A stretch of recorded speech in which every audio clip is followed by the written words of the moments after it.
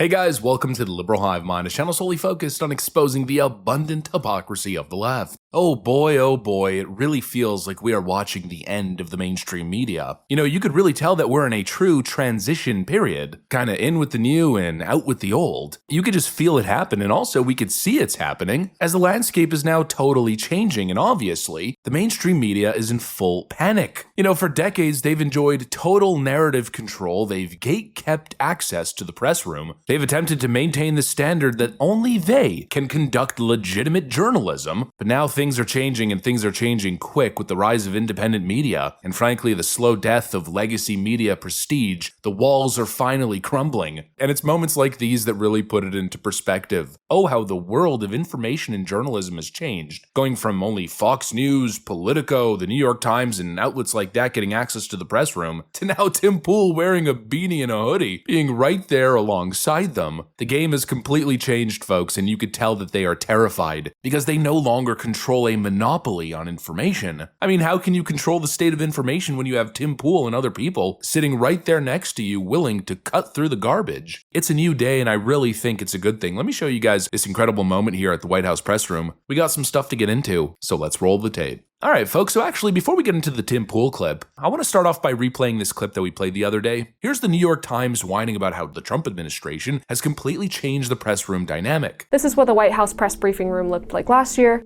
and this is what it looks like now. The difference is all these people standing off to the side.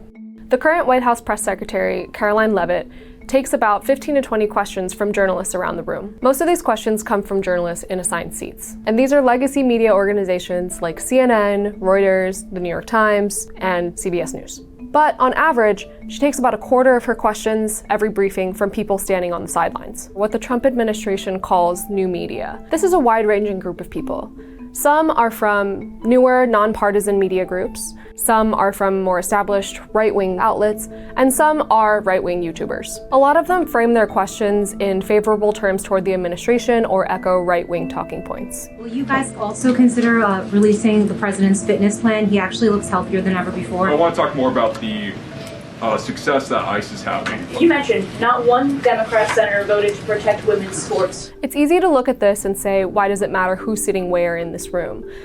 But this is an opportunity for journalists to question the administration directly on the news events of the day and certain actions and policies. The Trump administration has cited a more fractured media environment as the reason for making all these changes in the press briefing room. But reporters who cover the White House say that all of this has undercut the value of the press briefing room as a space to get real answers to hard-hitting questions and hold the Trump administration accountable. Yeah, you could just sense the panic in that video. She attempts to make this argument as if she's upset or concerned because journalists aren't asking the tough questions. The White House brought in a bunch of right-wing sycophants that aren't doing the job right. That's what she's attempting to say, but you could read right through it. What she's really saying, what she's really afraid of, is that the new media voices that are now allowed in the room are showing up and asking the right questions, the ones that cut through their narrative BS and put the administration in a position to cut through the bogus narratives and actually present the truth. And I really wanted to play that clip first because essentially what they're scared of, what they're attempting to gatekeep and force out of the White House press briefing room, is Tim Pool. Take a look at this. Tim, why don't you kick us off today? Yes,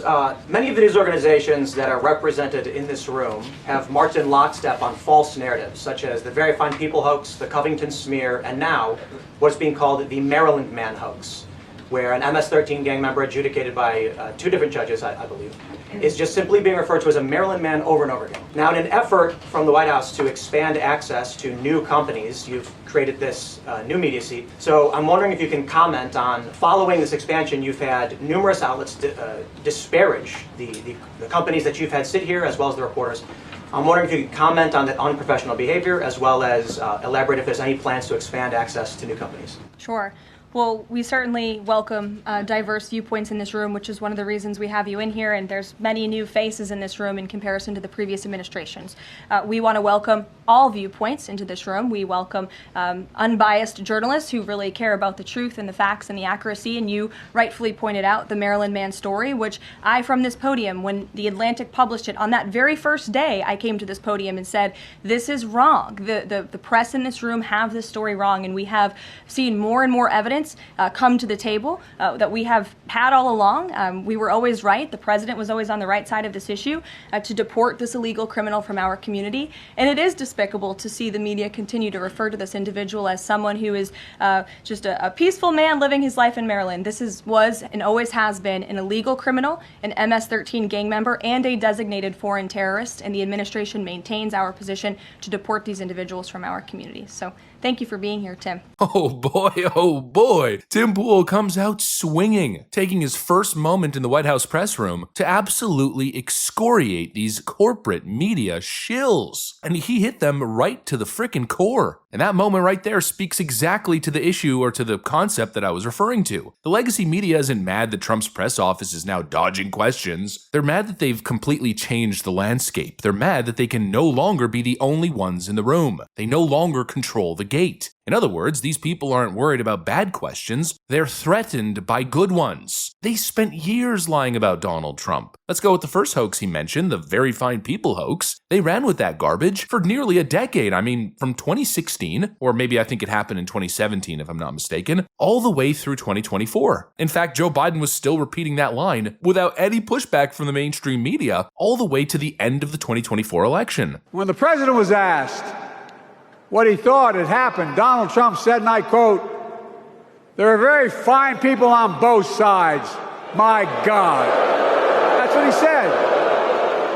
That is what he said and what he meant. Smear after smear after smear. You know, that's their legacy. And now they want to act all superior, all mighty, and outraged because people like Tim Pool are participating in journalism? Just subconsciously, that Elon Musk clip immediately came to mind.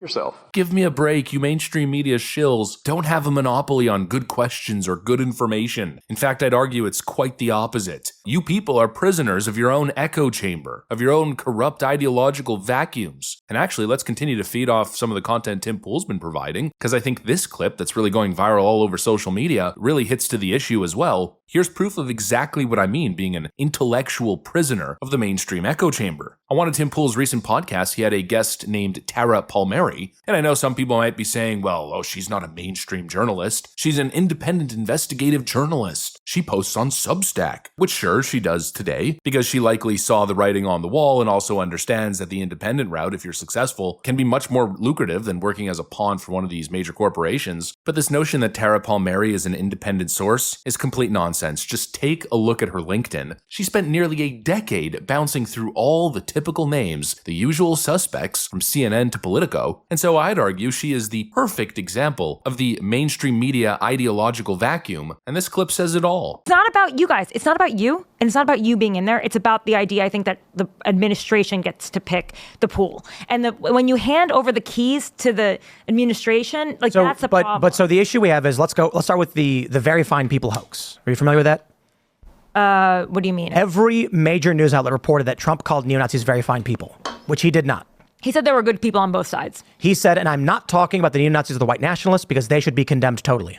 Is that the full quote? Yes. Oh my goodness. You didn't know that. She still, to this frickin' day, doesn't know about the Very Fine People hoax. She doesn't know the full context behind that quote. That is completely insane, but it's kind of par for the course. It's not a one-off. These are the so-called journalists that want to gatekeep the truth, that believe only they can conduct good journalism. Yet they don't even know the basics. They're not reporters. They're activists with a title, with a press pass. And now clearly they're panicking because they can't stomach the fact that independent media is now on their level, or let's be completely real, above it. Little guys like me are doing better work and getting more views than these billion-dollar corporations. That's just the new name of the game. And clearly they're panicking. So folks, I guess this is what happens when real independent, honest journalism finally gets a seat at the table. Times are changing, independent voices are rising, and the media's cartel monopoly on information is coming to a crashing end. Anyways, that's pretty much what I got for you guys on this one. Hopefully you enjoyed the video. If you did, make sure to leave a like and possibly subscribe. Thanks for watching, and I'll see you on the next one.